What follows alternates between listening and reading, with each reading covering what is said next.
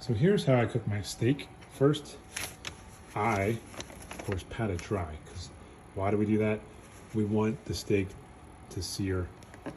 I like getting the crispy brown. If it's wet, it's gonna steam the steak a little bit. And we're not trying to steam it. We don't want it to curl up. We want to keep it nice and flat. What I do is I have a cafe range, 36-inch wide, dual fuel. And I heat that sucker up, I get it up to 500 degrees. Now, this does, as a reminder, I will actually, after this video, I'm gonna put on the fan. So I have a fan vent. I wanna say that's about 275 CFMs that's pulling out of here. And normally, well, not normally, for a while I was cooking it on the grill out there. And, I may go back to the grill. However, it's cold outside. I think right now it's like 32 degrees.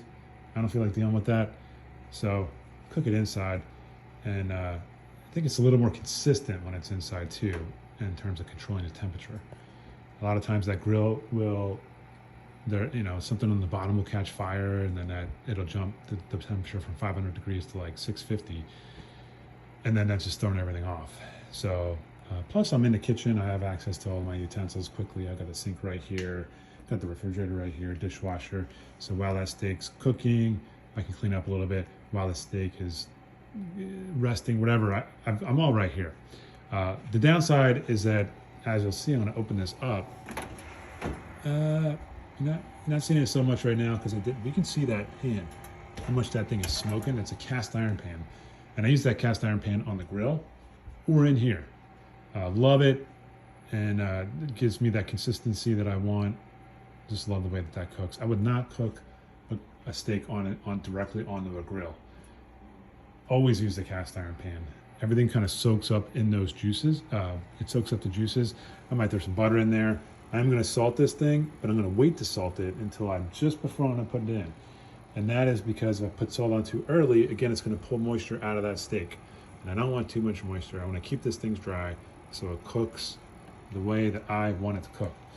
So with the steak that is this thick, this is a $30 steak from Wegmans, all organic and all of that crap, grass-fed.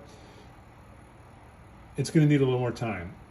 Usually I will do 3 minutes aside.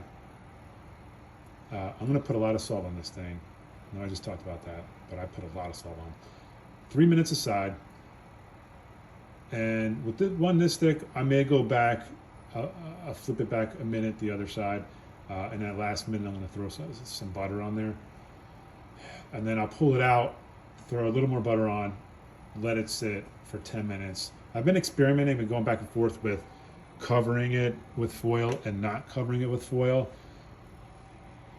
I think that sometimes when I cover it with foil, it's becoming a little bit too cooked. I like my steak medium rare, although I'd rather be a little more medium than rare.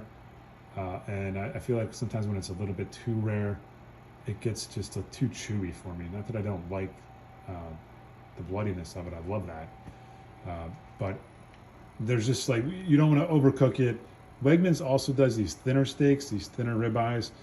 And those I've just started cooking. I'm just getting used to how to cook those. And so far, every time I've cooked it, I've overcooked it. So those, they probably only need, I haven't cooked them in, actually the first one I cooked in the oven. The second one I did on the stovetop. And I did 3 minutes aside, 3 minutes, 2 minutes in the oven. And that was way too long. Then in the stovetop, I did 2 minutes, and that was still too long. So they're really thin. I'm probably gonna do 2 minute, 1 minute next with that one. But this one, I think, we've got here 498 degrees. I'm gonna grab my salt. This is some sea salt. And you can see how much I'm gonna put on here. That's the oven beeping, she's telling me she's ready. So again, a lot of this steak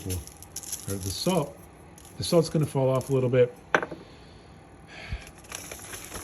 Although some of it will seep down into the steak, which again, I also love that. When I'm eating the steak, I like the taste of salt. That's all. I don't put any pepper on. I'm on a carnivore diet here, so we don't want vegetables. A lot of salt here, a lot of salt.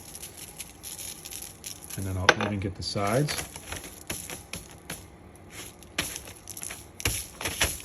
Boom. Okay. Now I'm ready.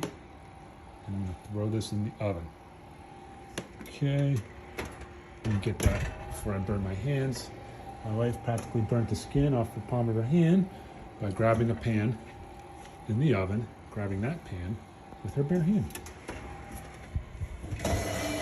Now look at how much that is smoking there. Ooh, ooh, ooh, get ready, listen. Oh, yeah.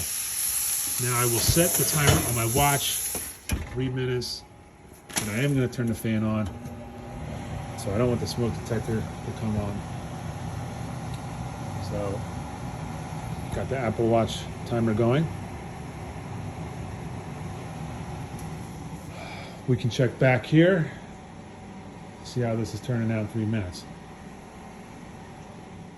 Okay, so I'm gonna pull this steak out of here. Actually, I'm probably gonna flip it one more time and just do another, see, this is where like it's judgment call.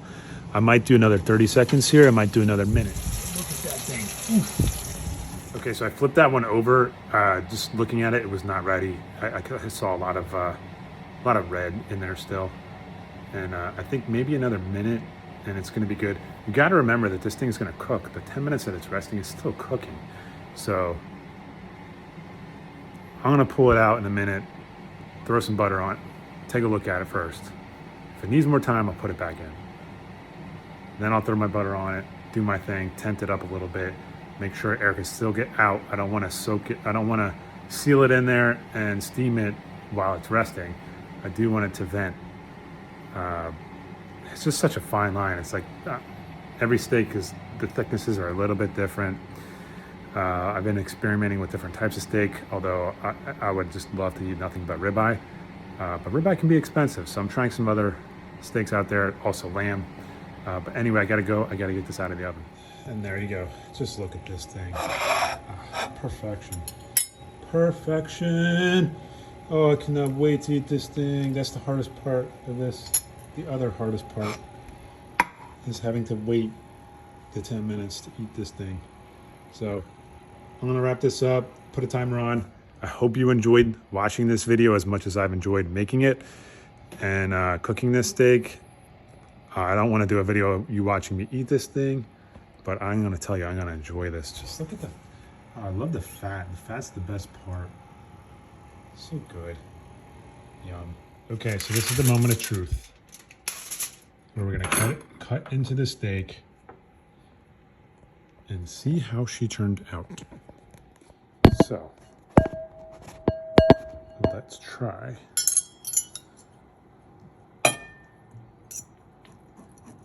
Okay.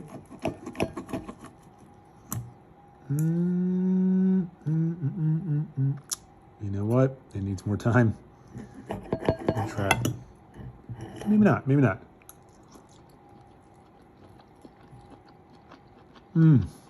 It's so good.